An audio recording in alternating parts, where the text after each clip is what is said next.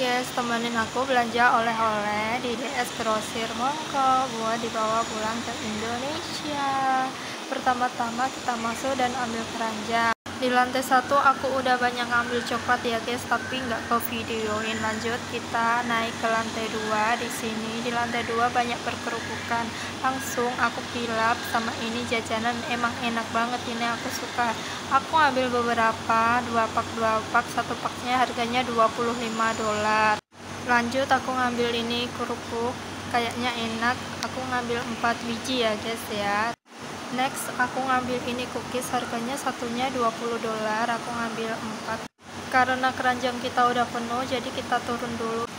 Nggak lupa kita ambil pernorian. Aku ngambil cookies lagi karena aku suka, tapi aku saranin jangan karena boxnya itu memakan tempat. See you guys.